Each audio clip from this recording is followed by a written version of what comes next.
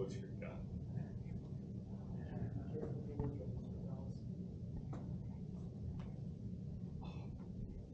I know what words you're not. I'm not blind. Hi, team. Good thing there's editing. Okay, so there we're going to start with the form Hyung. We're going to do this together. We're going to go piece by piece, stances, all that, my upper levels. This is just kind of a warm up for you. But yeah, go ahead, feet together. Rex, I like you, but not that close. Just, well, there's a wall. There's a me over here. Feet together, Trail and Hyung. Chumbi. Good. Considering this is going to be geared towards our lower levels in the room, let's just take a moment to go over Chumbi real fast. So make sure your feet do not look like the letter V. Your toes are actually slightly towards each other. Call that being pigeon-toed, because the outsides of your feet should be parallel with one another. Now, starting the form out, take your left hand, make a sharp knife hand. For a sharp knife hand, if you take your fingers, you don't want it to be a straight line. What actually happens is you take the top segments of your fingers and curve those in. And if you're doing this right, you should feel all of a sudden tension in your entire forearm, wrist, and fingertips. If you keep your fingertips straight, all of a sudden you're going to lose the tension in your forearms as hard as you squeeze. But as soon as you dip your fingertips forward, now all of a sudden your forearm is a lot sharper, it's a lot more stiff, it's tense. Your thumb doesn't stick out like a high five would. It doesn't go in front of your hand. The thumb goes, go ahead and stick your thumb out, then just bend it. So the thumb knuckle sticks out. Again, sharpen that hand, tense up the whole hand and arm. Fold your left hand up over the ear, cover that ear. The palm covers your ear, not your fingertips, the palm. Touch it. Don't bring it to your shoulder or have it float by your ear. Cover the ear. Your right hand goes across. It lines up so the arm is flat or parallel with the floor, so it doesn't come up, doesn't go down. Looks like you're talking on the telephone and bouncing a basketball. From here, we're going to step to our left, getting into a proper back stance.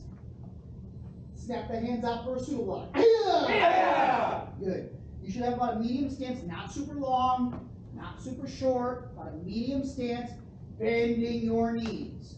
You want to bend both knees for a back stance, but you bend extra on the back leg. Your back hand should have flipped, so now instead of bouncing a basketball, it's kind of holding some money. Don't let it curve or scoop. You want to make sure the side of your hand that you would use for like a karate chop, that is on your solar plexus. Okay? Your elbow should be sticking out off to the side. And I want you to check where your stomach's at. So right now, our move is directed at the left wall over here. Your stomach should not be going towards the mirror or the front of the room. Your stomach should be curved, or it should be turned about 45-degree angle. So this upper left-hand corner of the room, all of your stomachs should be turned towards this corner, okay? That'll actually help stick your elbow up more on that back arm. Your front arm, you're blocking a punch, okay? The punch isn't coming at your body, it's coming at your head. So you make sure this is high enough where you're blocking where the punch would be coming at, okay? Your elbow should be bent at a 45-degree angle, but not this way where it goes floor, your bicep looks like the floor, and your arm looks like a wall. It should be dipped, so you have that 90-degree angle, like a perfect V. From your bend of the elbow to the tail end of your fingertips, that should be a straight line, meaning your wrist should not be bending any funky way. Elbow to fingertips is a straight line. From here, we're now going to go for a low block. So take your blocking hand, bring it back to the ear, make a fist. Your bottom hand goes across the body, make a fist. Going from a back stance to a front stance. Our front stance, this is the direction we're going. This is the foot closest to that direction. That makes this my front foot. Take this front foot, shift it to the side. Take your back foot, turn it So now your toes are aimed towards this left wall. My left arm, or excuse me, bend your left knee only. Back leg is straight.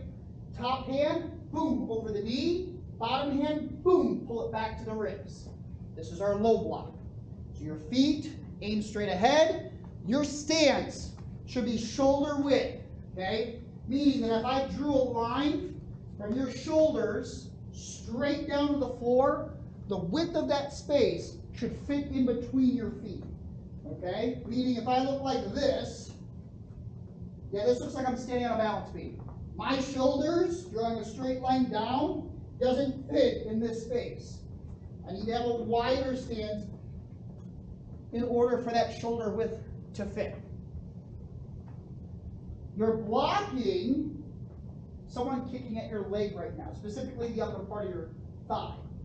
That's part of the reason why a front stance is so important for this. Right now, if I do a low block and my feet are in the right spot, but my legs are straight. Here's my kneecap, here's the upper part of my leg, right? This is where I need to be blocking for, okay? If I don't bend my knee, I block right on the top end of my leg. When I bend into a front stance, that drops the arm lower. Now my shield is actually blocking the target of my leg that is about to get kicked.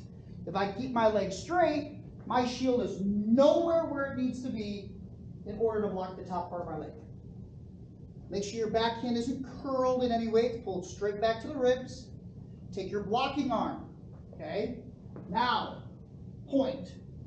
You want your point of this hand to be aimed right at your own solar plexus in the mirror, but we don't have a mirror in front of us right now. But if I drew a line from your if I had a stick at your solar plexus and it came straight out, your fist will be lined up with the solar plexus. Hand on the back, doesn't move, keep that leg bent. Watch out for your wrist not curling up. A lot of times for punches, look at my hand.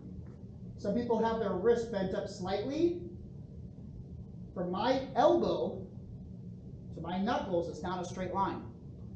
It goes up a little bit at the wrist. I want to keep this down a bit. That way it's a straight line to my knuckles. From here, my back leg comes up, I bang, snap for a front kick, land, boom, punch with the other hand. I want the landing of the front stance and the second hand to punch to be in the same time as one another. Watch your wrist. Good.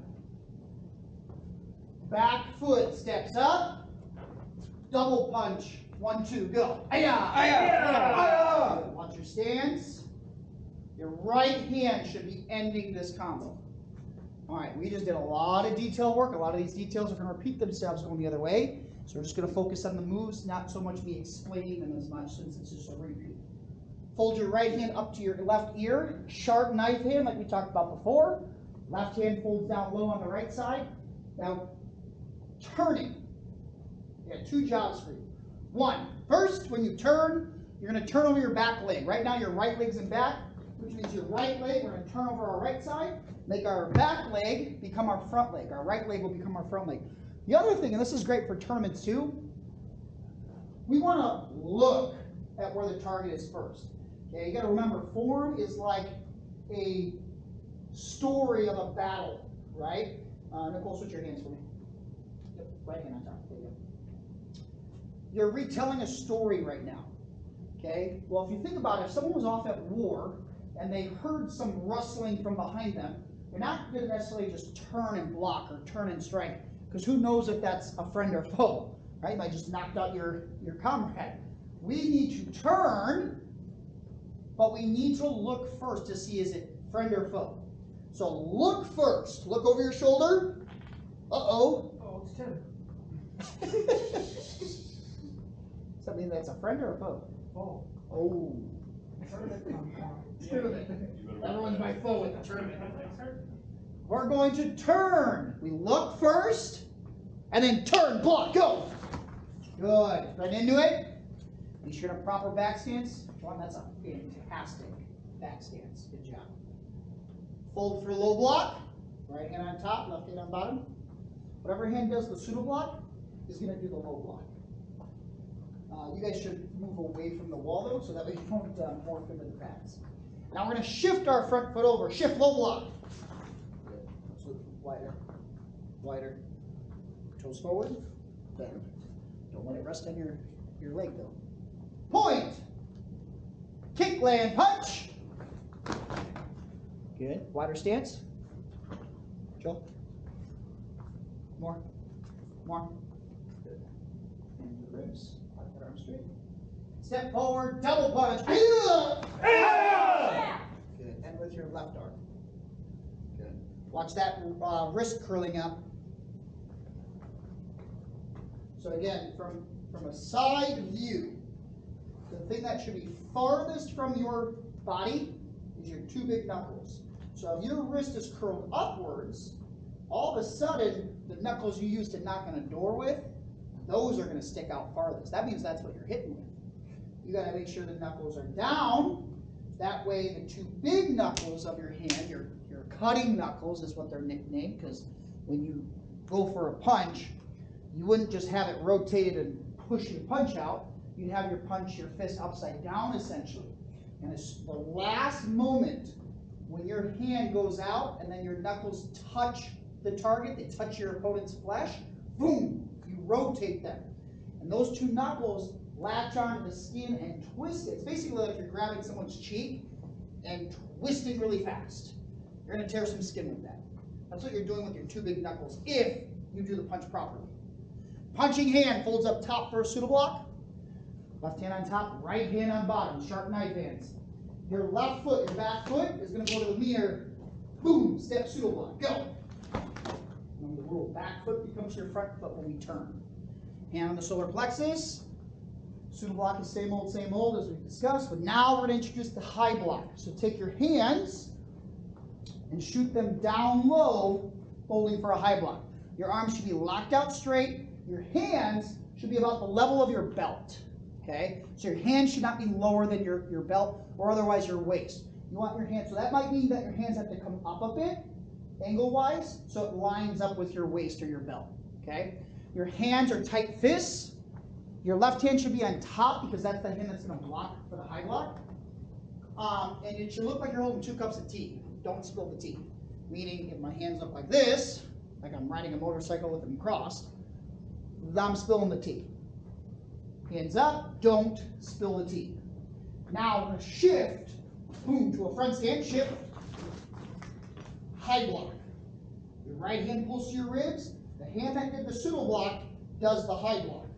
Now for a high block, you need your blocking arm to be in its proper spot. If I draw a line from my nose straight up to the ceiling, my fist should not line up with the attack, or with my nose. My wrist should not line up for the attack, or the nose. I want my forearm to line up with my nose, okay? Don't let your wrist be bending any awkward angles. And then you want your arm to be on a slight angle so it deflects the technique. So Tim's got a great high block over here. So if he had his fist lined up and I hit, because it's the hand, like a lever, it's going to crumble. Same thing with the wrist, it's going to crumble. But also, that's not going to feel very great for him. The forearm is stronger to block with, it's not going to crumble on him. And because of the angle, it helps deflect the attack off to the side. Okay? So that's why you don't want it to have it, even if your forearm's in the right spot, you don't want it to be flat like a table. That's not going to do you any good either. On an angle. From here, we shift high block. Boom, now we punch. Good, then into a proper front stance. Punching hand pulls on top. Left hand on bottom, pull for pseudo block. Step forward, boom, pseudo block. Same as before. Pull down low for high block. The hand that does the pseudo block folds for the high block. Shift for a front stance. High block with the right arm, make sure the lineup's proper. Punch 1. Punch 2. Ayah! This is what gold belts do for the tournament, the first half. Now we're going on to the second half, green belts. If you're not a green belt, you can keep going just for the fun of it though. Front foot, step back, feet together. Your right hand, or excuse me, your left hand's already at the ribs. it just stays at your ribs and moves with you. Your right hand, it doesn't go up and over, no rainbows. Just bring it straight across, like you're wiping off a table. Boom. Don't open your hand. Keep it a fist. Now it looks like you're playing rock, paper, scissors to the back wall. Your focus is still forward. Your right leg, knee up, pivot chamber, side kick, back, down, and immediately fold for your next technique. So in this case, left hand on top, right hand on bottom, holding for a pseudo block. The second half of the form is a repeat of the first half. We just pretend that this is now the mirror. We go left, we go right, we go to the mirror, and then we redo what we just did. Stack chamber side all over again. We're going to go a little faster with this since it's literally a repeat. Step to your left, pseudo block. Now, we did the form initially. That was the first move earlier. This is not the first move of the form. We're still in the form. So there's no yell on this pseudo block. Fold for low block. Oh, make sure you don't mix up. Yeah, so it's kind of opposites. Folding for a low block, we fold up high. So it has space to travel. When we fold for a high block, we fold down low. So there's that space for it to travel and gain some speed, gain some force. Shift low block. Point. Kick, land, punch. Good job. Step forward, double punch. Hiya! Hiya! Punching hand pulls on top, other hand pulls on bottom. Right hand on top, left hand on bottom. Good. Pseudo blocks makes you touch. Palm on the ear, tight pull. Turning over your right side, over your back side. Turn and pseudo block. Good. So reset for a second. So just now, you're here, right? Go ahead. Right hand push you. Hold on top. Hold on bottom. Remember the rule is when you turn, back foot comes your front foot. There you go. Bend into it. Good. Pseudo block. And bend, bend, bend, bend, bend, bend, bend. There you go. Hand on the solar plexus. Hold for low block. Good pseudo block. Shift. Oh, you had it. Shift and low block. Good. Pull the hand to the ribs. Bend into it. And point. Kick, land, punch. Good. Try to pop those punches out. Step forward, double punch. Yeah! Good. Punching hand folds on top, other hand folds on bottom. Left hand on top, right hand on bottom. Towards the back wall. Pseudo block. Good. So you got to the right spot, but you stepped the wrong foot. What you did was you took this and you're on the back. Back foot goes up. Nope. Oh, you didn't want to hit Mr. Powers? He's fun to hit though. All right, from here, fold down low for a high block. Whatever hand did the pseudo block should be on top right now. So left hand on top. Shift, high block. Good, make sure the lineup is proper. Nose to forearm. And punch. Punching hand folds on top for pseudo block. Fold on top for pseudo block.